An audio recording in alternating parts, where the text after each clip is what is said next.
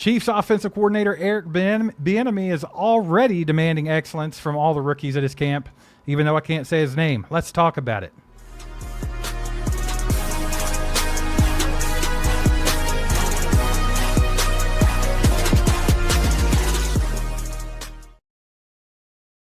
Eric Bieniemy. Why did we switch sides? What happened to us? This is weird. I don't know if I like it. We'll switch it back. There we go. How we doing, ladies and gentlemen? Hope you guys are doing well. Do us a favor, hit that like button on the way in. We're going to talk some Chiefs football today. Camp is underway. At least it is for the rookies and the quarterbacks, and we have a little bit to talk about with that. Real quick, want to shout out Prize Picks for sponsoring tonight's live stream. We'll have more on them here in just a little bit. Mike, what do we got going on, brother? Well, camp's back, and I'm excited because there's something to talk about. I know there's a lot of people still sleeping, but it's okay.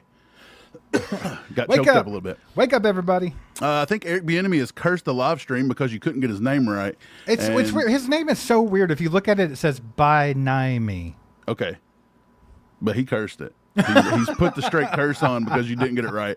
Let's just jump in and talk about yesterday's first practice because we haven't talked to anybody since then. Of course, I'm releasing camp updates on shorts and this and that, and there's going to be video drops and this and that and everything else. But let's just go back and talk about yesterday a little bit. I'm going to bring this up. Matt McMullen, he had a few notes from camp and pre-camp because, again, this is just select veterans, quarterbacks, and rookies. Yesterday, Jaden Kennedy had a strong day, multiple pass breakups, an interception during 7-on-7 red zone drills. And again, we don't know who threw the ball. They've not released where the ball come from, who threw it. Was it a bad pass? Was it tipped? Whatever. We don't know that. Andrew Armstrong had a good day. He was impressive, had multiple catches. Jimmy Holiday actually hauled in a touchdown in the corner of the end zone during a 7-on-7 drill, and Xavier Wampa tallied an interception on red zone 7-on-7s. Well, if we come into today, it kind of looks like the exact same thing happened today. But today, you had Amari Evans stand out a little bit instead of Andrew Armstrong. He had a nice over-the-shoulder grab for a touchdown 7-on-7s. More Jaden Kennedy. Again, just some pass breakups, not a big deal. It's pass camp. It's not that difficult. Deshaun Singleton now got a pick. He said, look, Xavier Wampa, if you can do it, I can do it too. So he picks off one on the deep pass 7-on-7s. And then Cyrus Allen, an end zone catch today on 7-on-7s. And this is 2 days in a row now, Steve. Cyrus Allen has kind of looked really good from everything we're hearing out of Chiefs camp so far. Yeah, he's trying to stack days early, I see, and he's continuing to turn heads right now. Well, one thing that I like about Cyrus Allen is when they were talking to him afterwards, he was just saying, like everything is intentional. Like he talks about how that entire offense is set up to where everything's intentional, nothing's an accident, and it's very meticulous. And he said he's actually getting one-on-one coaching from Andy Reid, where he's talking about pre-snap recognition, route details, and things like that. And he doesn't appear to be overwhelmed by the speed of the NFL stuff, man. It looks like he repeatedly emphasized like learning the processes and everything in his presser, and he just really wants to try to make a splash early. And I think that's exactly what the Chiefs need, man. But to me, the eye test, it looks like he might be fitting into this NFL speed quite well. I mean, I know I liked a lot of his college tape. We've been watching a lot of his off-season workouts, and he looks really exciting. I'm actually really excited for Cyrus Allen. I think maybe he could be that little sleeper guy that could make the biggest difference for the Chiefs as a rookie, man. Yeah, you keep saying Andy doesn't play rookies early, but Andy has done that when the rookie has been either a first-round pick with Xavier Worthy, second-round pick with Rashee Rice. But I think it's more, are they ready to step in? Does he trust them? Does Pat trust them? I think that's the ultimate thing here. And from everything I'm seeing, it looks like Cyrus Allen is going to be that guy. Like we just showed some clips. Yeah. Shout out Harold Kuntz for putting stuff up. Matt Derrick, all these guys that get in there and they work hard and they go put these clips up. Props to those guys for letting us see it because that's like closed off kinds of things that we can't get to. Right. So shout out them today for all the clips and everything they do during this time. But yeah, Cyrus Allen looks good. And during those drills, I'm going to go ahead and play it again, might as well.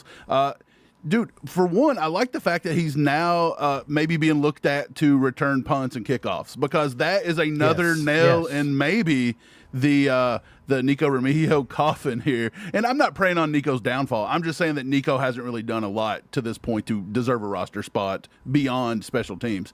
And then even that's mediocre. But he looks like he has really good hands here. One thing I'm seeing in all these drills, these wide receiver coaches are very much hands-on. They're doing these little stop-start drills. They're working on cuts, being really tight, keeping their shoulders. Right here on this little circle drill you're running, you're wanting to keep your knees and your upper body in line here so you don't get too far out. You want to make good cuts. He's using his hands to catch the ball. Lots of things I like about Cyrus Allen. I think he could contribute here. Yeah, well, I think the main thing is, and if you kind of just want to wrap it up for Cyrus Allen, is that he's kind of making the most of these extra opportunities he's getting while the veterans aren't out there taking reps.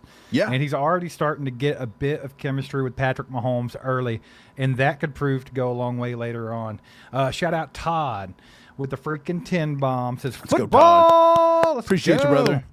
What's going on, Heath? I see you down there. Hope you're doing well, brother. Let's go. But yeah, man, let's talk about what the title was talking about, and that's Eric Bieniemy. It looks like his influence keeps on showing up already. It's kind of the recurring theme for players so far when they're talking to him in the early stages of this camp. But the players have described him as a couple of things already, Mike. Loud, demanding, detail-oriented, and constantly coaching. He never takes a freaking break. So instead of pushing back on that, the rookies like Cyrus Allen and Emmett Johnson, they said they actually appreciate it because it prepares them to play faster. Yeah. So I think that Eric Bieniemy is doing exactly what Chiefs Kingdom was missing since he's been gone. Absolutely. He's not disappointed so far. Bieniemy has come in and done what we thought. He's out there in all the drills. You see him right there with Mahomes when he's doing his drills. You see him with the running backs when they're doing their drills. The only place I haven't seen him is over on the wide receiver side. But Bieniemy's everywhere. He's very hands-on. And again, I talked about this yesterday or the day before. You didn't see that a lot with Matt Nagy. You really didn't see Matt Nagy really get in there and stick his nose in. At least I never did. Maybe I just didn't pay attention to it as much because I want to see Bieniemy hold these guys accountable. Yeah. But yeah, it looks like Cyrus Allen, Emmett Johnson, these dudes are coming in and they know what to expect. And I think with the addition of DeMarco Murray as well, those two guys are going to be very vocal, very much hands-on. They've been in the NFL before. They've been good football players at the college level and at the NFL level. I think it's a good sign. Everything I'm seeing, EB looks like he's excited to be here, and he very much looks like he's just ready to get this season going. And that's what we always liked with EB, is because he could fire you up if nothing else. Absolutely. Shout out Bennett with the 400 joules. We appreciate you, brother. But here's the thing, man. I think Eric Bieniemy is just as happy to be back in Kansas City as Chiefs Kingdom is to have him back. He didn't have the greatest road after Kansas City when he went to Washington. Then he ended up at UCLA. Nothing kind of went his way. I think Eric Bieniemy, we don't want to say he peaked in Kansas City as an offensive coordinator, but right now that's kind of what it looks like. So I think he's probably excited to get back in the swing of it, get back to doing what he does best, and then maybe pursue a head coaching job like he's been trying to get since way back, man. So I think he's excited, and I love to see him in here getting hands-on early. That's freaking awesome. So I think that Chiefs Kingdom probably missed Eric Bieniemy a little bit more than we let on. Like there were times where it was like we'd have the conversations where it was like, well, maybe it's not Matt Nagy's fault. Like maybe, he's just kind of doing what Andy Reid wants him to do. Maybe he's just doesn't push back enough. He's more of a yes man than Eric Bieniemy was. And it could be 9 million different things, but I think that we are all happy that Eric Bieniemy is back in the building, and I think that gives this team the best shot at getting this offense back rolling that they can have for this coming season, especially with a little bit more emphasis on the run game now that we got Kenneth Walker in the house. So super excited about it. You guys get in the chat. Let us know if you're excited to have EB back. Also, hit that like button if you haven't yet. We would appreciate that. Let's get this out to more people. It's time to get people back into football, man. Chiefs Kingdom's been hiding for a year and a half now, ever since that spanking in the Super Bowl from the Eagles. Some of y'all tucked your tail and hid, and we got to get you back out because I think the season's going to be fun. Shout out Lisa with the 10 joules. We appreciate you. Something else, man, Patrick Mahomes. I think that's a big story. Like nationally, that's what everybody's talking about. It's just that he's practicing at full speed. He's completely cleared. He's moving well. Of course, he's still wearing that knee brace, but he's wearing it comfortably. He's throwing with his normal velocity and confidence. If you've watched a lot of this tape, he's already attempted some no looks, had some pretty good deep balls. He had perfect stretches on his 7-on-7 work. I think that Patrick Mahomes is actually looking ahead of schedule. And I saw where Pat McAfee actually tweeted at a sports doctor and was like, take a look at this, him rolling out towards the left. Is he ahead of schedule here? And that doctor wrote back and said, yes. It says, although while I still think he's favoring that knee a little bit, he's absolutely ahead of schedule. And I wouldn't expect anything less from Patrick Mahomes when I look back at his other injuries, like his kneecap situation and his high ankle sprains. He said this is a guy that just heals fast, A, and B, he puts in the work in rehab. Yeah. So I think I'm pretty excited about it. A lot of people was freaking out, though. They're like, oh, don't do this. You're going to rush them back too fast and everything else. And I understand the concern from you guys that have that point of view, but like we also have to remember that these guys are professionals. I mean, there's plenty of people that have to give Patrick Mahomes the green light before he's going to be able to go. And I don't think that these, Clark Hunt and down is not going to risk Patrick Mahomes just to try to get him in a game or two faster. It's not going to happen. So I think if he actually is out there and he's ready to go at week 1, it's because he's actually ready to go week 1. Like he has been cleared by everybody and everybody feels comfortable with it, including Patrick Mahomes. Right. He's cleared to play football. And by that, it's football activity. He's not getting hit. He's keeping that yellow jersey on the entire camp. He's not going to play in any preseason. And again, I do think he's going to be available to play week 1. I know a lot of people are scared over that. Well, let's just sit him 2 weeks. Let's sit him 4 weeks. When does it end? What's the arbitrary call on that? As a fan, what do you have to hear before you say, well, let's not play him week 1. Let's play him week 2. Let's play him week 4. Let's play him week 8. Where is it? Because right now we're hearing from the professionals. We're hearing from Andy Reid. We're hearing from coaching staff. We're hearing from Patrick Mahomes. Those are the only people that's got to convince me. I'm not any of those things. I don't need to have an arbitrary number on it. If Patrick Mahomes says he's ready to go, I trust Patrick Mahomes. Now, I wouldn't trust Patrick Mahomes if there was a doctor, Andy Reid, being like, well, we're trying, and he's just pushing through it, and he's not taking no for an answer. But they're not saying that. They're all on a united front. And I believe as long as they stay on a united front and he progresses the way he's supposed to progress, he should be time to go. I'm not going to sit back and tell you because I think in my head Patrick Mahomes shouldn't play because I don't want him to get injured. Now, whether he comes back and gets injured or not, I don't want to put that on him or not, but that's not my call to make at this point. It's Pat and the doctors and the coaching staff. And honestly, you just got to trust it. These arbitrary numbers and these time frames, we're just putting them on out of the blue. Yeah, for sure. Let me shout out Janae real quick with the jewels and also Larry Johns. Appreciate you guys. Thanks so much. I have no idea what these jewels do. I don't either. But I like that you guys send them. Yeah. Let's go, baby. We got a mic drop and we got a little sparkle or something like that. You know what my favorite jewel is? Hey, what? The singer, Jewel. Remember she played guitar and she said, I was made for you. You know what I'm talking about? Yeah. She's my favorite Jewel. I do remember that. Mike, I used to have a crush on her back in high school, huh? All right. Calm it down a little bit. Take a cold shower. Yeah. Good grief. All right. So let's step it back to yesterday because we haven't been, we did go live, play some games last night, but we haven't been live for the public to talk about yesterday at camp on Saturday. Yeah. They actually had several rookie press conferences yesterday. R. Mason Thomas, Mansell Delane, Peter Woods, Andy Reid talked for a little while. So I think that, there's enough to talk about right here, but I want to get it started with somebody that I'm super excited about, Mike, and that is R. Mason Thomas. Oh. So his biggest message to me when I watched his presser is just if you know what you have to do, you can do it at a very high speed. That's his mentality. So he wants to get in, he wants to learn everything, and he wants to make it muscle memory, and he wants to do everything at a high speed. He's a speed rusher. Mm-hmm. They actually asked him, who do you model your game after? Who do you want to play like? And the first thing out of his mouth was Nick Bonito. That's why I went to OU. But he also mentioned some other speed rushers. I think he said Von Miller. And he said basically any guy in my stature that plays out on the edge, that's what I want to play like. Is this guy sad he didn't get to go to the Broncos, huh? Like, what are we doing? No, I'm joking. Steve, look, we liked Nick Bonito coming out. We thought he was the edge rusher that was going to be, you knew he was going to be good. Yeah. Right. And we begged and begged and begged. And, of course, it's not like Brett Veach has us on speed dial. He didn't give a rat's ass what we thought about it. Don't care. Still don't care. Mike Renee loves Jewel, by the way. She wanted to let you let's know. go. Appreciate you being a member, Renee. She gave me tons of them, too. I love it. But, yeah, I like what hopefully our Mason Thomas can bring. And again, I think I don't want to just like degrade just our Mason Thomas by himself, but I want to put that in the same category as Peter Woods, because I do think Peter Woods is going to be able to play maybe that more traditional edge spot if they get him out there. Maybe he can hold the line on the running downs, and maybe you can move our Mason Thomas to maybe a linebacker, just a speed rush type of position in those kinds of places, or maybe even have them on the field at the same time, and that way they don't really eat into each other's snaps per se. It's more like, hey, our Mason Thomas, he's going to contribute when he's on the field. He doesn't have to do all this weird, arbitrary crap. You know what I mean? Like, just put him out there when it's time to go get the passer and let him eat a little bit. Yeah, and I think that's simple. It's going to be interesting to see how Steve Spagnuolo uses all these guys on the defensive line with a lot of the versatility that they have. But our Mason Thomas, he talked about mastering the playbook. He talked about learning. That way he can play fast. That was the main theme.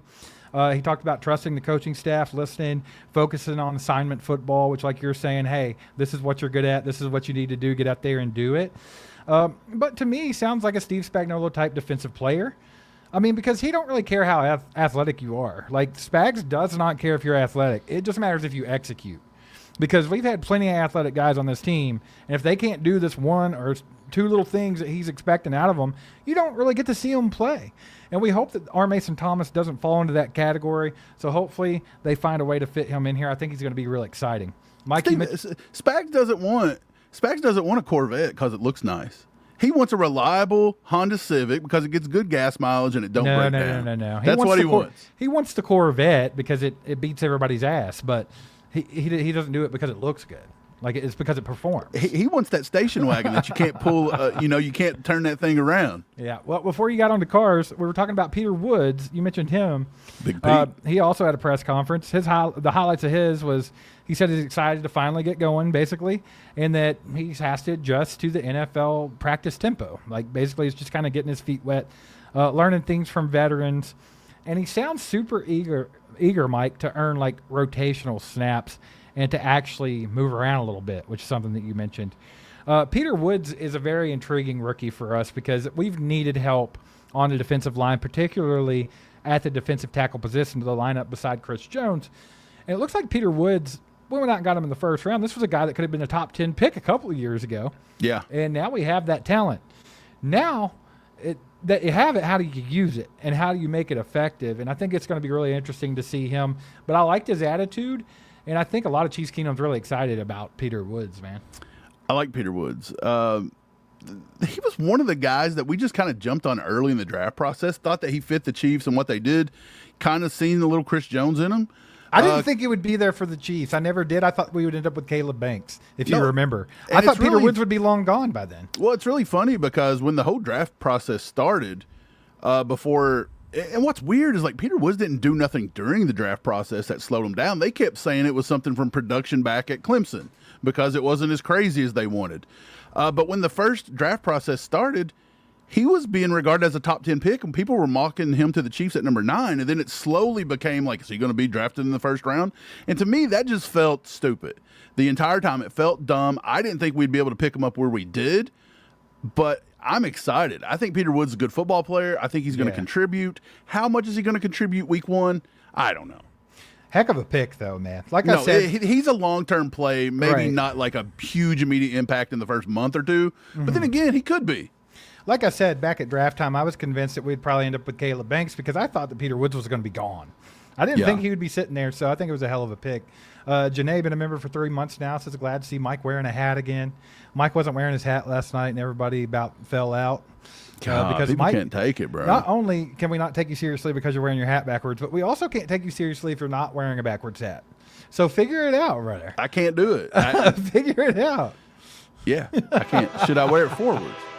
Yeah, like a real person. Get it right or pay the price. Pop's in the house with the 5 gifted memberships. Let's go, old man.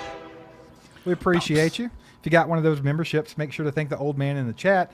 And while we're at it, Pops is in the house. Pops is also going to be at the Chew with the Crew on Saturday, August the 1st at 7 p.m. at Zarda Barbecue in Blue Springs. So, guys, if you want to come hang out with us, write it down, do what you got to do. I'm going to get an e-flyer up.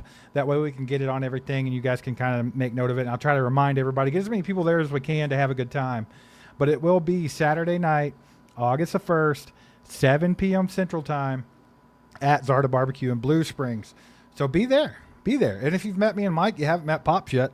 So, I mean, you got to get out and hang out with everybody, have a good time, eat some good food, talk some shout out football. Shout out Larry, Goddess, Nick Jenkins, Matthew, and Sean for being new memberships now. New members, huh? Part Welcome of the crew. to Love the it. crew. Mike, we got a 5-bomb from What's Up PD.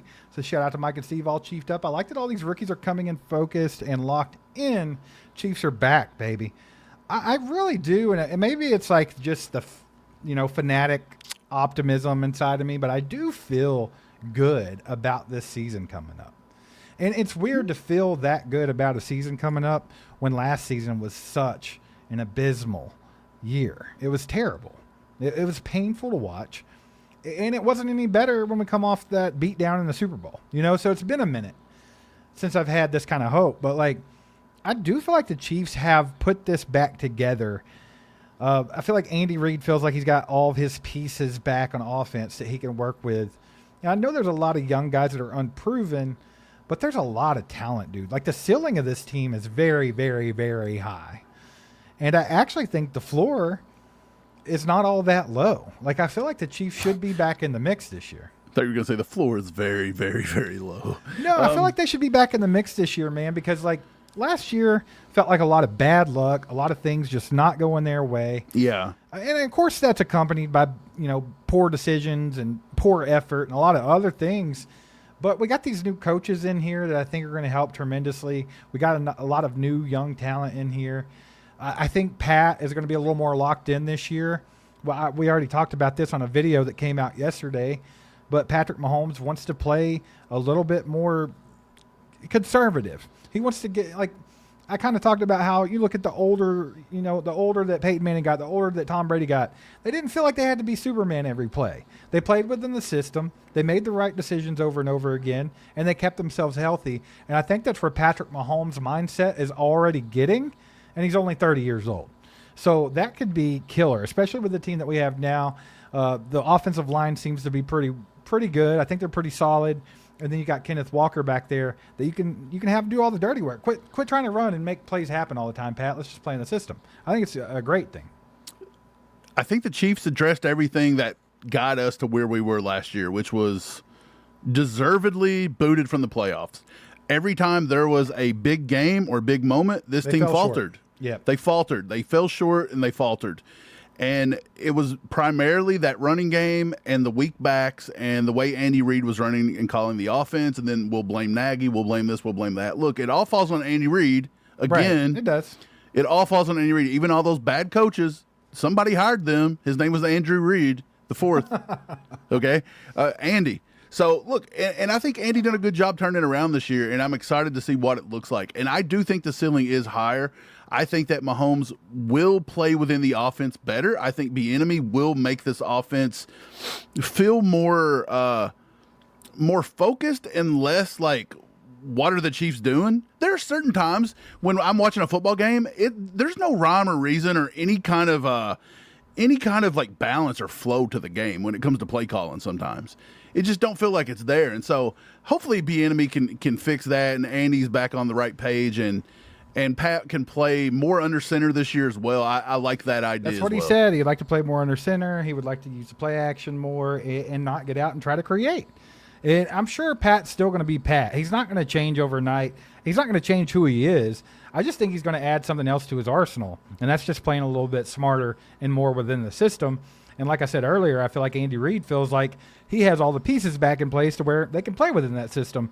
I think they've got to get back to the running game, obviously, but they also got to get back to using these running backs as passing weapons. That's something that we've been lacking the last couple of years since Jarrett McKinnon's been out.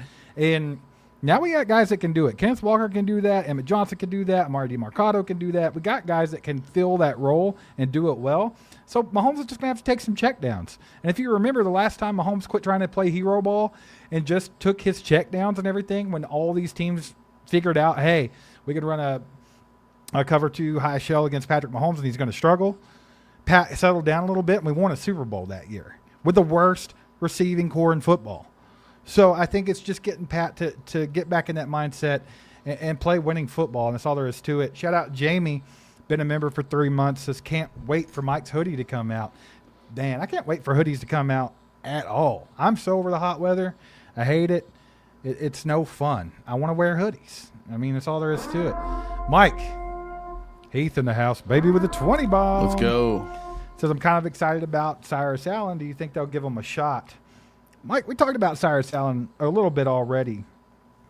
And I'm not saying that he's going to come out and contribute and be crazy good his rookie season, because you never really know with Andy Reid and these rookies, right? But I think if you ranked the offensive rookies like that are generating buzz in these first couple of practices, Cyrus Allen's probably at the top. I mean, everybody's starting to see it. He's getting the reps. He's getting one-on-one coaching from Andy Reid. He's getting praise from the media, and he's getting chemistry down with Patrick Mahomes. That's more than you can ask for in 2 days of camp for Cyrus Allen. I just think people have they have a legitimate reason to be excited about him. I mean, if you just look at how he moves, if you look back at his college tape, at how he runs routes, if you look at how he finishes plays, I think that Cyrus Allen has an opportunity to surprise a lot of people this season if Andy Reid does give him the reps. Yeah, I think Andy's going to give them to him. I really think – I called this the other day. I think you're going to see a lot more of Jalen Royals here in the preseason. I think you're going to see maybe an effort to get Royals into a bigger role to see if maybe he can push Rashee Rice or do what Rashee Rice can do. That way, if they decide not to re-sign Rashee Rice long term, they want to know what they got there.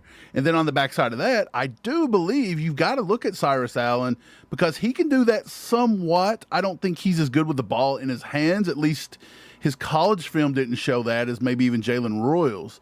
But what I will say is he's more of a route technician, and we don't know what we really have with Xavier Worthy. Is he going to come on here in year 3, or is it going to be something to where he struggles again and you don't even pick up a 5th-year option on Xavier Worthy?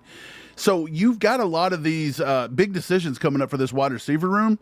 Tyquan Thornton is the only guy that is here for 3 years from this point forward. And I'll say, honestly, he's probably got an out at some point. So all these guys are really on short-term leashes. You have to perform each and every year, and I believe Cyrus Allen is a guy that can come in and do it, and I think they're going to give him a shot. Yeah, I think so too. Just a little gizmo here says, do we have a better route runner than Cyrus Allen? So here's the thing. It'd be hard for me to Steve, say. don't piss off J.J. Burton. No, what do you mean? J.J. Burton doesn't like it when we talk about people running routes. Oh, all I was going to say was I think it's kind of hard to say that he's a better route runner than some of the vets that you have on the team, like Rashee Rice, Xavier Worthy, maybe even Tyquan Thornton. It's hard to be like, oh, he's a better route runner than all of them. I don't know about that. It's probably a tad bit subjective, and I'm sure there's some experts out there that think they know more about it, But I do like what Cyrus Allen does on his college tape. I feel like he is a great route runner. I feel like he was one of the better route runners. That might be why they had him as their first top 30 visit, because they were like, look, this guy is going to be doing exactly what we're trying to lean towards. Maybe they already knew, we got Chad O'Shea coming in here, the way he likes to work with these type of receivers. This guy's perfect for it. I don't know. There's a lot to it. Is there somebody better than him? I would say probably, but I think Cyrus Allen is a great route runner for sure. Yeah, Cyrus Allen's one of the better ones on this team for sure. I think he's a better route runner. Honestly, I think he could be the best route runner on the team from what I've seen. Now, again, he's not played at this level. We'll have to see what it does. We're just watching off film, but honestly, he looks really smooth. He looks smooth. His cuts look good. His breaks look good. His body position, his angles. But We've yet to really see him go against any DBs one-on-one. I want to see how he sets up DBs to get in and out of his breaks. What's his route stems look like? I want to see what all that looks like. What's his release package look like? You can only go off what happened in college. We've yet to see this happen anywhere else. But I've said this before, Mike, and I'll say it again, and it might rub people the wrong way. But the way he runs routes, the way he moves, the way he is in small spaces reminds me of Sky Moore. Sky Moore was doing the same exact thing in college, and he was running these same kinds of, he looks very similar to what we were seeing from Sky Moore in his first training camp and a lot of that stuff. So I'm not saying that he's going to be Sky Moore, and I'm not trying to say he's not going to amount to anything like Sky Moore obviously didn't work out for us. But there are some similarities there. But I do think he's coming into a better situation. But, Mike, you said earlier, I'm glad I see him taking punt returns. I don't know if we should let Dave Tobe touch this one or not. Like, maybe we shouldn't allow that. Maybe Tobe needs to lay off of this guy. I'm going to be dead serious. Cyrus Allen coming out. I see what you're saying with Sky Moore. The similarities are there. Mm-hmm. Sky Moore could not run routes the way this guy's running routes. His film does not look as good. I will say senior year Sky Moore put up a lot. Though, yeah. He put up a lot, but his level of competition wasn't as good. I don't think it was as good as even Cyrus Allen. He didn't play the best level of competition there at Cincinnati. Right. But I'm going to say that there's no way. He looks more fluid. He's less thick in the lower body than Sky Moore, I think. Sky Moore looks like he was constantly running in quicksand in short yardage. Sky Moore was probably a lot quicker than Cyrus Allen, like in short area quickness. Like Sky Moore was one of the top dogs when it came to that, but it just didn't. Possibly, but when it comes to getting in and out of his routes, he really looked slow a lot. I think that's why he didn't create tons and tons of separation at the next level. Yeah, I don't know. I don't know what didn't translate there. And I'm not trying to say that they're exactly the same, but there are some similarities. Right, I'm just saying, like, there. if you watch this video at, the Senior Bowl, watch when he's lined up right here. This is not this one here. It's going to be when they go to the full screen. Right here at the bottom. Watch his route here. So he sets up the DB. He gets him to turn his hips, and he busts him right there. That's a great one. Now, this is a bad route, in my opinion. He comes up, he half-asses something there, and he doesn't get any separation whatsoever. Right. That's getting defeated. You've got to be a little bit more attentive to detail when you get to the NFL. That could work at the college level. It's not going to work every time at the Senior Bowl. You just seen it right there. One great rep followed by a very mediocre rep. You got to fix it. I'm still excited about him. I think he's going to be very interesting. So I really hope he gets the opportunities, and I hope he cashes in, honestly. Nikki, been a member for 35 months, says, Chew with the Crew is great. She's letting everybody know that's watching right now. Chew with the Crew is awesome, and you need to go. I just can't afford to make the trip this year. Have fun and think of me. Nikki, where did you travel from last year? I don't remember exactly where you came from, but sucks that you can't make it. But we'll think about you. We'll think about you while we're there. And it was nice to meet you last year. It was a good time. But, yeah, Chew with the Crew, August the 1st. Saturday night, 7 p.m. at Zarda Barbecue in Blue Springs. Y'all should be there. Obviously, it's a free event. You just come in. We're going to hang out. We'll talk to all of you. We got some posters we're going to give away to you guys. We're going to eat some food and hang out and talk Chiefs football, man. It's always a good time, so make sure you guys come out. Real quick, just want to say thanks for being here tonight. Do us a favor, hit that like button. See if we can get this out to a little more people on the back half of this live stream. That would be amazing. But we do have to take a second to shout out our sponsor of tonight's live stream, Prize Picks. You guys can check them out down in the description and go get it. Use code HMA. And, let's put some picks in, Mike. Shout out to Prize Picks for sponsoring tonight's episode. Let's jump right in and do some entries. We're going to go a little off the beaten path and go to NFL kickers. We're going to start out with the Chiefs' own Harrison Butker, 2026 regular season field goals, 28.5 field goals made. We're going to go more. This is a bounce-back year for Harrison Butker. Right next to him, we're going to go Dicker the kicker, 31.5 field goals made. We're going to go more on that one as well. Let's come down here and go to Jason Myers, Seattle Seahawks, trying to repeat as Super Bowl champs. Not going to happen because the Chiefs are still in the NFL. 30.5 season field goals made. I'm going to go ahead and say more on that too. And we're going to go ahead and lock this in. Right now, you can go down to the description, find the link, use code HMA, and the new offer right now Prize Picks is running is play $5, get $150 if you win your first lineup. And now, back to the show. Let's go, guys. Like I said, get down in the description. Check out Prize Picks. They were generous enough to sponsor your boys for the entire year. So you guys should definitely go get that and use code HMA when you're signing up.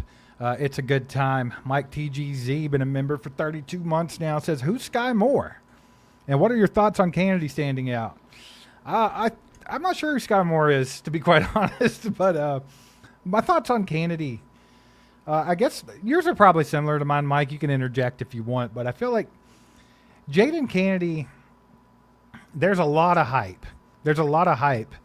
I think that he's a good prospect. I think he was a good pick for the Chiefs. Now, we did think that it might have been a round or two too early, but, I mean, once you get to the end of the draft there, you take your guy. It doesn't matter exactly where it's at, or you feel like you're reaching a little bit if you can even reach in the back end of the draft. But I do think that he does fill a need for the Chiefs. I think that we struggled with that nickel corner position pretty bad last season, obviously, with Jamari Conner being out of position. I think Kennedy fills that role, and I think that he has an opportunity to do good things here. Looks good so far, so I'm excited about it. But he does have some guys to beat out for that position. I mean, we did bring in Kader Kohu from Miami. He's a guy that already has some NFL experience under his belt, and he's a pretty good player. They liked him in Miami. And also he's got some of the other guys, Mike, that, have been hanging around for a minute, like Kevin Knowles and Roland Wallace and some of those guys. Yeah. I think you got to bring out the horny monster for Kennedy. Everybody's got a people are fired up for Jaden Kennedy. And look, yeah, horny monster can sit here for the Jaden Kennedy segment. Okay. Look, Kennedy is a heck of a football player. I know when he was drafted, you mentioned this. We thought we had him ranked probably about 50, 60 players lower than the Chiefs. They're probably better scouters than we are. I don't know. I mean, come on. I would hope. I'm not claiming that but for our draft board, we thought it was a little low or a little high on him. So, look, he was good in college, but there was a lot of injuries. There were some knee injuries. There was a major knee injury at one point. There was this, there was that. There was certain reasons. None of them was that I didn't feel like he could play football. The kid can flat out play. Here's what I'll say. I'll say pump the brakes just a little bit more on all the rookies, because at the end of the day, it's tough to come in and make an impact as a rookie. Is it possible? Absolutely. Does it happen every year? Yes, 100%. But I don't want to get overly hyped on him. I think it's good to sit back, like what he does, root for him, but I'm not going to come out here because there are still a lot of people on X and everywhere like, look, I told you guys he was going to be a dog. Okay, guys. He's made a couple plays in 7-on-7 versus other rookies. We've yet to see him with pads on hitting anybody. Be excited about it for sure. Be excited, but let's let him develop. Also let's take it with a grain of salt. And let's not hate on him when he sucks either. Like, let him take his lumps. Let him take his lumps. Hopefully that doesn't happen at all, ever. Hopefully Horny Devil, he's got to go now. Yeah, for sure. Well, Mike, I want to ask you a few questions about camp so far, and I just want to get quick answers on each one of these. And then we'll get to the chat and see what you guys want to talk about. So make sure you get your questions in the chat and everything. We'll let you do that while I'm asking Mike a few about camp so far. Real quick, hit that like button. It just takes a second. It don't hurt nobody. Just do it. 1 second. Let's get a bunch up there. All right. Mike, do you think Cyrus Allen is going to be the camp darling this year? Do you think he's already kind of solidifying himself as that? He's right there. I think it's going to be him and Jalen Royals. I think they're both going to be equally horned up by the end of camp. I think you're probably right, but I think that if Jeff Caldwell can make some catches, he's going to be in contention as well. He's got a shot too. It's always a receiver, it feels. Usually. All right. Has Eric Bieniemy changed the feel of practice more than you expected already, or is this exactly what you expect him to do since he came back in the door? I did expect it. But I will say I didn't expect him to be this fired up this early. I thought maybe you'd see it happen in camp. I mean, he was kicking the offense off the field back in OTAs. So he's already been, just fired up to the extreme. So, look, with Eric Bieniemy, you're just going to get fired up. That's just the way it is. He's going to destroy you. So, I think good we're job, all Eric. here for it. Chiefs Kingdom is here for it. It's much, much needed. All right, Mike, which rookie has impressed you so far in the first 2 days? In the first 2 days? Yeah, just right now in the first 2 days of camp. Which one's impressed you the most? I'll say Kennedy. Kennedy's looked really good. I think he's looked really good. Again, Cyrus Allen's looked good. I think Emmett Johnson's looked good. And we've yet to talk about him. I want to talk about him in just a few minutes, but I think Emmett Johnson's looked really good too. Yeah, for sure. Let's see. I think I would probably go with Kennedy as well. You got to give credit where credit's due, and he's been a standout so far. So does a fully healthy Mahomes change your expectations for this offense going into week one? Or do you think that it's not as big of a deal as people are making it out to be? Let's just say worst case scenario, Pat can't even start week one, and they have to use Justin Fields. Do you think that it's going to affect the Chiefs dramatically with the schedule that they have lined up? Yeah. I think a lot of people think Justin Fields gives us a chance, and he does give us a chance. But I do think you're going to take losses. Anytime the best quarterback in the world is not on the football field. You can't tell me that the Chiefs look just as good without Patrick Mahomes as they do with Patrick Mahomes. I think you look better with Patrick Mahomes at 50% than you're going to look at with Justin Fields at 100%. All right, and one last question. I know we've seen a little bit of drills here and there so far with the rookies, but once the veterans start trickling back in here, Mike, what position battle are you going to be watching the tightest? I've got, it's very cliche, but I'm watching right tackle. And I want to see who's coming off the edge there. I know it's going to be Karlaftis coming off that edge, but are we going to let R. Mason Thomas rush from that edge? Are they going to put Peter Woods on that edge? Are there going to be Gelati coming off that edge? I want to see some of these guys in those one-on-one matchups. Are we going to have some badass NASCAR packages? That's what I'm hoping for, man. Yeah, hey, maybe we can get, like I said, maybe we can get R. Mason Thomas out there as a linebacker and have 5 guys going at it. That'd be pretty sweet. All right, sir. Mike, we got Kevin Capel in the house. He says, will the Chiefs sign Hunt for some cheap running back insurance? What do you think, Mike? Never say never, but at this point, no. I don't think so. Yeah, I'm right there with you. I don't think that they have to do that, and I don't think that they will do that, but I don't think they're going to lose his phone number anytime soon. I don't think there's a need right at this second. Now, if one of these guys were to, God forbid, get injured, you have to have somebody at that point. Oh, yeah, they'll call him up. They'll call him up for sure. I think that Kareem has proven in the last 2 years he might not be that elite back that he was in his younger days, but he's definitely capable of getting out there and making a difference. And he did that for the He Chiefs. understands the offense. He's reliable. But he just don't have the juice anymore. That was obvious. He ain't got the juice. Terry says, I want to know what your thoughts are on defense, Mike. Just the defense as a whole. I would say I'm a little bit indifferent about it because I'm one of the people, and I've made this very clear on the show, I don't think the defense was our problem last season or the season before that. I don't. I think that they had a lot of trouble getting teams off the field on third down, and that was very frustrating. Absolutely.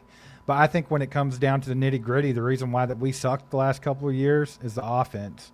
Offense just literally left them hanging every game. They didn't put enough points on the board. There was too many 3-and-outs. There was too many turnovers, putting the defense in bad positions. The defense was on the field absolutely too much. They were probably gassed when it got to the halfway through the third quarter. They're probably about done. I tend to think that this defense has been pretty exceptional other than that abysmal third down rate last season. But we did lose some key guys. I mean, Trent McDuffie and Jalen Watson leaving are not something to scoff at. We did try to replace that, obviously, by going and getting Mansour Delane. And now we have some guys on the defensive line that seem a lot more promising than where we were last year, because I think we all knew Charles Omenihu and Mike Dana are not those guys. They're just not. So now I feel a little bit better about thinking maybe Peter Woods and R. Mason Thomas can be. Maybe Ashton Gelati can turn it on in his second season. Maybe Omar Norman Lott comes back, which Andy did say he was going to start probably on the PUP list. Yeah. But if he comes back for the season and he can bounce back from that injury, I'm pretty excited about the defense as a whole. I don't think the secondary is – it's not like the greatest thing ever. It's not like, oh, it's a lockdown secondary, but I don't feel bad about it. Getting Delane, bringing back in L'Jarius Sneed, which he's always got those knee problems and stuff, but the Chiefs know that, and they know they have to work around it. I think getting Shamar Connor back to safety, getting him back in his normal position is a good thing. And I think Alohi Gilman, adding him to the roster helps. And then I don't want to leave out the big man up front either, because when I was talking about the defensive line, I didn't bring him up, and I can't think of his name right now. But don't you dare. The dude from New England. Kairos Tonga is. Kairos Tonga.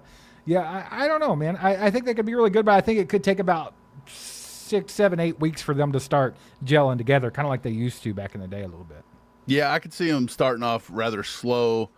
We'll say going up against Denver week 1, I think that's going to pressure our DBs a lot more. Bo Nix likes to get rid of the ball pretty quick. I could see maybe not getting as much pressure as we want up front quick. Because, again, you've basically got a near Hall of Fame coach there in Sean Payton, and he's going to have all off season to work on the game plan. Right. I believe that they will pressure our young DBs early. How is Noah Williams going to hold up early?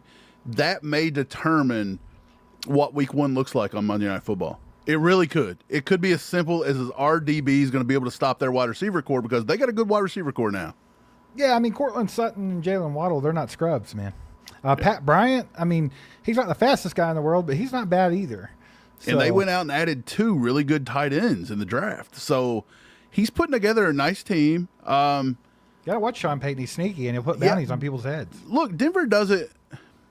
I'm not going to disrespect Denver. I don't think they were as good as everybody thought they were last year, but I don't think they're bad either. Denver could very well repeat as AFC West champions if the cards fall right. Well, now, that's saying a lot. I think they're doing exactly what they need to be doing. They're trying to upgrade that offense because, let's be honest, last year they were a good team, but they were carried solely by their defense. Right, and we were carried by our defense in a certain aspect. Yeah, absolutely. Just a little gizmo says, how much do you think Nussmeier plays in the preseason games? Mike, I would expect him to probably play more than just about anybody else, to be quite honest. I mean, you'll get Justin Fields out there. I don't see Pat playing any in the preseason. Maybe he'll do a drive. I don't know, but I don't think so. I don't think we'll see him.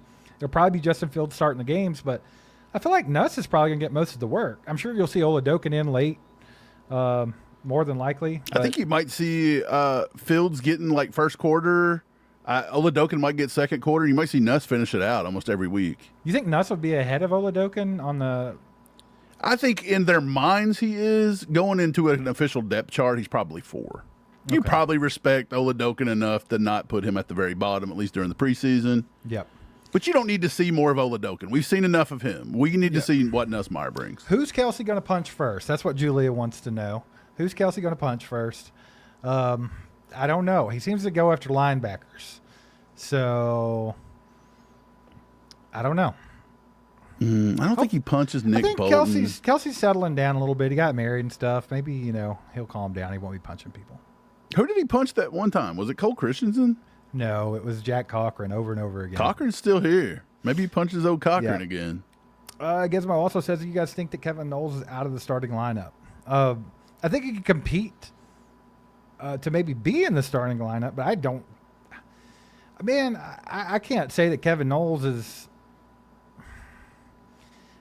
Is he 100% locked to be on the roster? No. I don't even know if I could say that. Now, is he going to be a starter? I kind of doubt it. If you look at the secondary right now, Mike, who do you think the starters are? Mansard Lane, corners?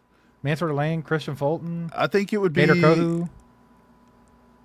Well, I think you're going to have Noah Williams, and I think it's going to be Fulton on the other side or Delane, however they want to run it. They could run Fulton and run Delane in the slot. That is not against anything I would think of. I think if you're looking at purely slot, it's between Kohu and Kennedy right off the bat, and I think it would almost be Christian Roland Wallace before Kevin Knowles. When healthy, Roland Wallace can do it just as well. So, no, Knowles is not a guaranteed roster lock. Could he get on? Absolutely. He very well could. I think he's more of a practice squad kind of guy. He may end up going somewhere else because somebody could poach a Kevin Knowles. He's a good player. He can play football. He's a good player.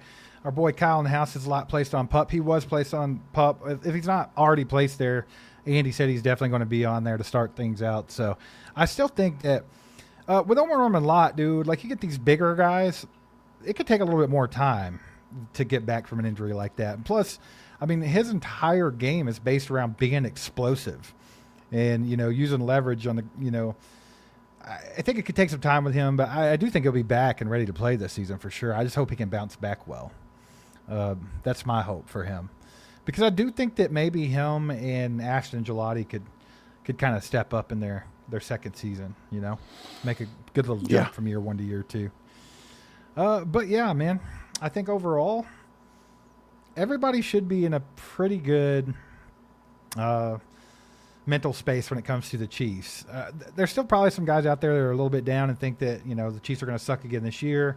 Of course, the media is really like trying to dig in on that because, hey, they have an opportunity. They're going to take it. The Chiefs are going to stink. They're barely going to win. They're not going to make the playoffs, blah, blah, blah. Look at last year. But I just see in a team this year, Mike, that maybe altogether you can't say they're better and they're more experienced. But I feel like they're in a better position than we've been in. I feel like there's a little more fire with this team. There's a lot more hungry young players. You got Eric Bieniemy already back in there, getting that energy back into every practice and everything like that. I think that the wide receivers are in a better position just because of who's going to be coaching them now. Mm-hmm. I think Andy's in a good mind space. He's been pretty open to changing things up. Normally Andy's pretty stubborn about that. I just think it's pretty exciting. I can't talk about this coming season without mentioning Kenneth Walker III. That's a game changer. We have a game-changing running back now. That's something we haven't been able to say in a long time, probably since Kareem Hunt's rookie season. You know, So, I mean, I'm pretty excited about the whole thing. I think we're in a good spot. Yeah, well, talking about, I wanted to talk about Emmett Johnson a little bit. I think Emmett Johnson's looked really good. And again, is he going to beat DeMercado as that number 2 guy? I don't know. DeMercado is good. At the same time, Johnson could beat DeMercado. Maybe DeMercado turns into a surprise camp cut. You never really know where that's going to be. Now, at the end of the day, I don't think so. I think you're going to keep 4, Brashard Smith. But keeping 4 running backs, we don't always do that, and there may not always be a chance, especially if you want to try to keep Caldwell around. So, I don't envy anybody having to decide those camp, those battles, those roster battles. It is what it is, but I will say that I'm very excited for what Emmett Johnson. He come in very focused. He's worked hard. He looks good. I'm excited to see what he can do because I don't think he had in college. He didn't have the best breakaway speed. He didn't have the best once he got touched. He didn't break tons and tons of tackles. He wasn't carrying guys for yards. There was a few flaws in his game, but you cannot say he was not a dog, and he was not very much the entire offense for Nebraska just about. So, and look, I'll say this. He's already played with Patrick Mahomes. He played with Minnie Mahomes. So he already has an idea of how it's going to work. What's that dude's name? I already forgot it. Don't talk about him. What's his name? If you say it 3 times, he'll appear. Just say it once then, because I don't remember it. Gosh, what was his name? That's going to bug me. Huh? Minnie Mahomes. So, Emmett Johnson, I think this dude is was fun. His name Dustin? What was his name? I don't remember his name. That's how much he doesn't matter. Dylan Raiola. That's it. All right. We said it twice, so don't say it again. God, don't say it no more. Yeah. So, Emmett Johnson, man, I really liked the pick. I thought that was a hell of a pick. Great value on him. I actually had him at my 3rd running back for a lot of the draft process. I ended up moving him down a little bit because I didn't think he impressed me that much at the combine. But sometimes you can let that stuff kind of get in the way. When you just look at the game tape, I think I had him around the number 3. And here's the thing I like about Emmett Johnson so far. And I know it's only been a couple of days, but Emmett Johnson, it kind of seems like he's trying to take care of things that he can control, right? Like he's embracing Eric Bieniemy's coaching. We already talked about that. He likes that he's being demanding. He likes the responses he's getting, and he likes being held to that standard. I think that his work ethic has kind of stood out. He's doing extra work before practice, getting those daily sessions in after the fact with the jugs machine, stuff like that. And I think that he knows his place on this roster. I think that's the biggest thing. I don't think Emmett Johnson's coming in here thinking that he's going to be that dude because he knows Kenneth Walker's here. Yeah. So, but he knows that he has a path to be on this roster and a path to be used on this roster. And I think that's what he's focusing on, which is pass protection and catching the football. Because, man, like I said, we have had a severe hole in our offense ever since Jerick McKinnon left. We've not been using that wrinkle in our offense at all. Not passing to the running backs. Pat already talked about how he wants to take more checkdowns, be smarter, get the ball out faster, all that stuff. I think Emmett Johnson knows that, and I think he's trying to fill that void. Also, it's just about learning the offense, getting comfortable, being smart, doing what he's supposed to do, and also maybe trying to get some special teams reps. But that just do your job mentality for a running back is what's going to help a rookie running back in Andy Reid's system.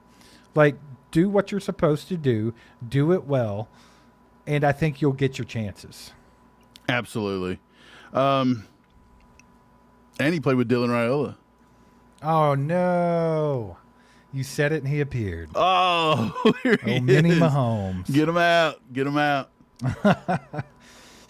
Man, that's the thing, though. With all these guys, I don't think that the Chiefs need them to come in here and be superstars their first year.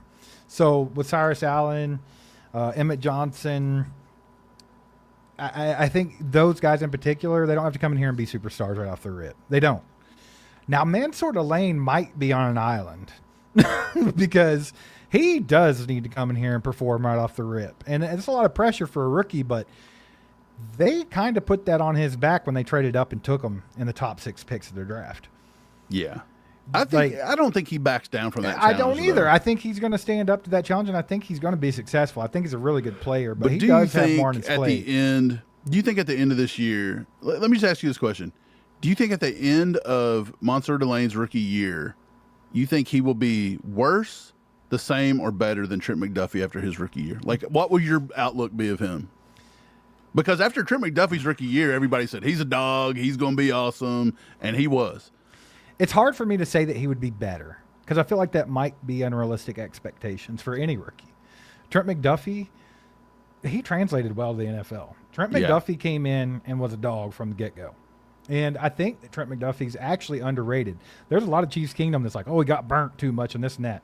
You're dead wrong about that. If you go back and actually watch, Trent McDuffie was in everybody's hip pocket, and the only problem that he ever had was he either slipped or he just was too small, and the ball was thrown in a perfect location. That's it. Other than that, Trent McDuffie was a shutdown guy. They didn't want to throw towards him. He was just really, really good. So it's hard to say that Delane will come in here and be better. But do I think he can be just as good as him? Absolutely. Do I think he could be better than him? Yeah, I think there's a chance of that too. But I think if you just ask me that question straight up like you just did, I have to say I think that he will probably be as good as Trent McDuffie. I think he could come in here and do that. I fully believe it. Yeah, I think when McDuffie come out, he was technically supposed to be the same top 10 pick as Monsieur Delane. He just fell. He fell. That's why we went up and got him. Right. Yeah. Well, I think Delane has every chance to be just as good or better. I think he'll get his opportunity. What do you think our weakest? What do you think our weakest position group is going into camp right now? That's a great question. And I think the one that sticks out the most is linebacker. And that's just because there's not much depth there. I mean, you start looking at linebacker and you think about Nick Bolton and Drew Tranquill instantly. I actually think that Coop McDonald is a dog. I think that he could take a big step this season, kind of fill that void of Leo Chanel. Now, there are some other guys that we've had that are, been around for a minute. Like we talked about a couple of them earlier with Cochran and Christensen and random dudes like that always end up on this roster. But there's one guy that everybody keeps forgetting to mention, Jeffrey Bossa. We drafted Jeffrey Bossa last year, and we knew he wasn't going to get many opportunities last year. Maybe this year is the year that he does. Maybe we start seeing him on the field more on defense and not just special teams. So I think that's the one that stands out the most. And if I had to guess, that's probably the correct answer in this situation. Yeah, Maybe. I mean, tight ends are pretty bad too. You could go. I'm not saying they're bad, but I was going to say you could go weaker. tight end. You could go tight end. But, I mean, if you go tight end, I mean, you might as well just say that they've been the worst for the last 3 years because we still have Travis Kelce, Noah Gray, and Jared Wiley, and that's what we've been working with. Yeah, well, it's been pretty bad for the last 3 years. Kelsey did okay last year. I think he did all right. What do you think's the worst? I'm with you. I think it's linebacker. But I do think Coop McDonald is going to be I like Coop. Good this year. I think he's going to be a little bit more comfortable, and I'm curious to see the kid from Miami, Basaint. I'm curious to see what he is going to be able to do. Yeah, I think he's kind of similar to Jeffrey Bossa. They both have that like tweener kind of body where they could be safety, they could be a linebacker, but Basaint's like he's a guy that'll go out and lay you out too. Yeah, he can thump. And I know Jeffrey Bossa thumps a little bit, but Basaint, that was a lot of his tape, man. Shout out Todd with the 5-bomb. Says it seemed like the team got deflated when Worthy got hurt, never got right after that. This team needs its swagger. I think that was part of the equation. It just felt like everything was going wrong early in the season, didn't it? And it just kind of like was a snowball effect. Like all season long, everything just went wrong. Even in one-score games, the ball always bounced the other way. The call always went the other way. The Chiefs shot themselves in the foot several times. But, yeah, man, I think this team does need its swagger back. I think maybe Bieniemy can come in and instill that confidence back in these guys. I think that people like Chad O'Shea can come in and get these receivers to be able to actually separate. They have all the tools to do it. They just haven't been able to do it, which is wild. So, Absolutely. I mean, they just got to get some confidence back, man. I think that swagger will come with it for sure. Do you hear it? I hear it, baby. We hear it. I hear it. I hear Heath out there kicking ass. Do you? You hear Heath? You think it's Heath? Heath in the house. Let's go, baby. 20 gifted. 20 Let's freaking go, gifted memberships. Let's go. Hey, and he done it at the perfect time because I think tomorrow night we might do our members only live stream for the month. 20 of y'all got a chance to win a signed Creed Humphrey jersey baby. Tomorrow Creed night. Humphrey with that big old left hand of his signed a jersey for you. Shipped it all chiefed up, and we're going to give it out tomorrow night on our members only live stream. Heath just gave 20 of you a chance. Y'all Yeah. better thank him in the chat because Heath's a legend. Heath has been supporting the channel like crazy lately, and it's very much appreciated, especially at this time of the off season. Content creation is not the easiest thing in the world to do, and Heath's been supporting us like crazy, so we Yeah. really appreciate you, brother. Heath, by the way, I've got you a nice package getting ready to send out. And I know that come off really gross. He said, "Keep it, brother. I'll give it." He said, keep it. It's a picture of the package, Heath. That's what I'm going to send you. A little Nick Vermeil pic, right? Look, yeah, we got a Dick Vermeil picture, a little dick pic to send you out, brother. But after that, we're throwing in a new sticker to Heath's package. He gets Kelsey taking a bow. It's going in. And what else? What else did I promise Heath? This Ocean Men's. Did I promise that to Heath? You've promised him I a bunch think of he weird might get stuff, it. but in all seriousness, we're going to get you something good out, Heath. You've been awesome, brother. Mike, we got 1,000 joules. 1,000 Huckleberry. joules from Huckleberry. Dude, Huckleberry, everybody's fired up today. I sense it. I feel like the fired upness is coming back. Football's getting back in the swing, baby. Everybody can sense it. It's like almost like it might as well be fall outside. We need that crisp, cool air outside and the smell of the leaves. It's time. It's time. We're tired of this stuff. Appreciate I'm already you, looking. Huckleberry. Look, I'm already on the prowl looking for fall cologne. I'm just ready to get there. Look, I still got a month to go. I want to smell like a Look, basic white We've got a month pumpkin though. spice latte. I want to smell it loud and clear for everybody. Yeah, we've got a month though of hot camp weather. I've got another month of like Florida weather.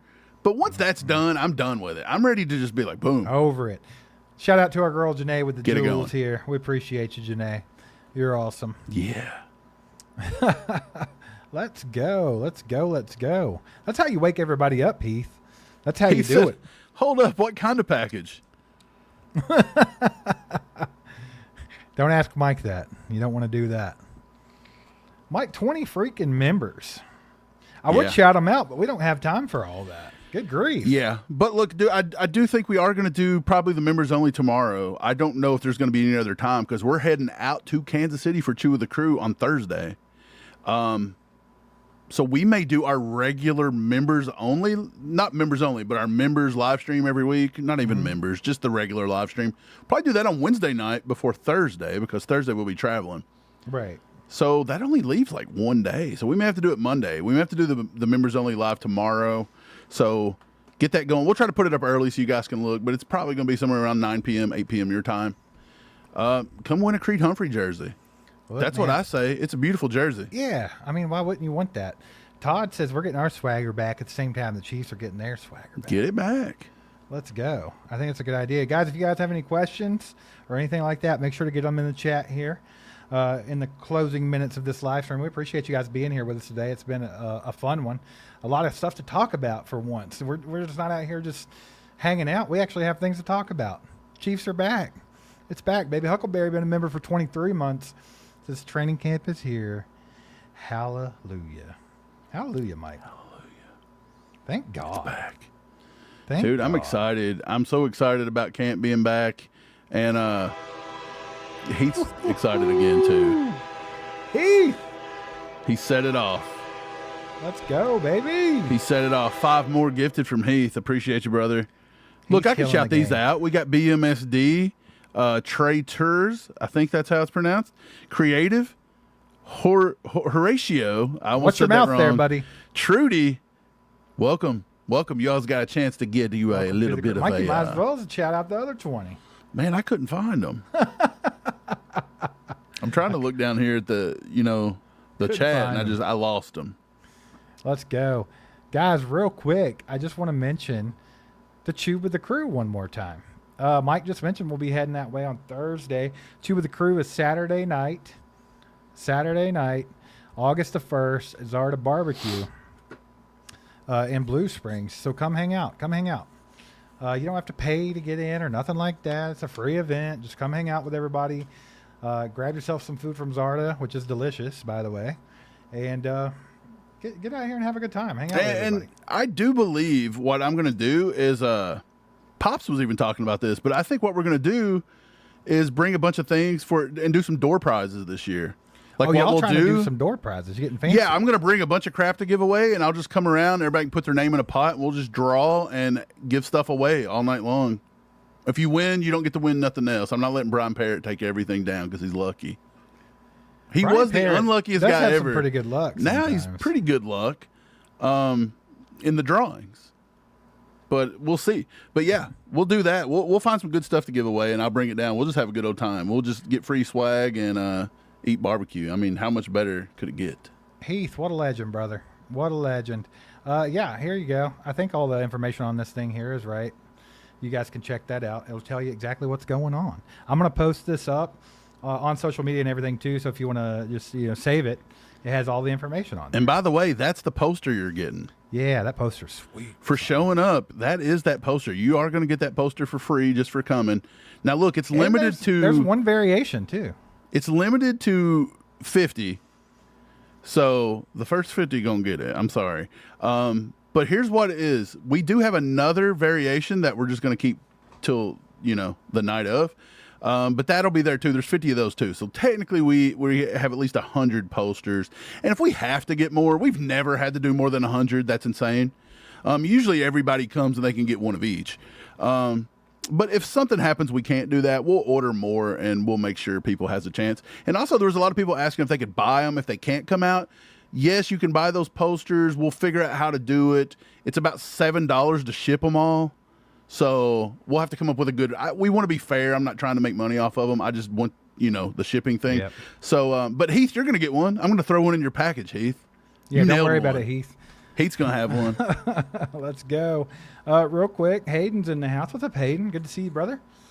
Says, you think Cyrus Allen's going to get any significant playing time in his rookie season? Mike, we talked about that a little bit, but I'll let you take Hayden, that I think so. I think so, brother. And again, Hayden, I got your hat here. I'm going to send it out to you. I don't know if you've got your address to me, but if you haven't, go ahead and do that. I'll check it. I'm going to try to get all that out too before we head out to KC. That way you guys get everything before I can, leave for the weekend. But excited, man. Excited. I'm going to get all your guys' stuff out. And that includes you too, Heath. I'm going to try to get your stuff out this week too. Yep. Michael, we don't drink, so I'm not buying beer for everybody else. Yeah, we don't drink. We're not drinkers. No, we're not too big drinkers. But we ain't going to drink, but we'll buy the first round of that's for burnt ends sure. or something. I'm just kidding. Yeah, no kidding. No, you guys come out and hang out with us. It's going to be fun. Here's what I'm going to do. I'm going to buy one order of burnt ends, and I'm going to have some toothpicks, and you You're just gonna come give by one and to I'll each give you a person? sample. I'll sample it out for you. Let's go. That's a good idea. Why aren't we doing that? Yeah, I think Zarda might like that too. Might give him Zarda some should sales, have us out just giving samples away on the side of the street. Yep. Guys, appreciate y'all being here tonight. Do us a favor, hit that like button on the way out if you have not already. If you haven't subscribed to the channel, please go hit that subscribe button. I know a lot of you guys that watch all the time aren't subscribed. YouTube tells on you. So go hit that subscribe button. Help us get to 100,000. We're trying to get to 100,000, baby. We're going to have a big season this year, so help us out. And go check out Prize Picks. Thanks for sponsoring tonight's live stream, Prize Picks. Y'all can go to the description, click that link, get it. Use code HMA when you're signing up. And we'll catch you next time. Go Chiefs. Get wild.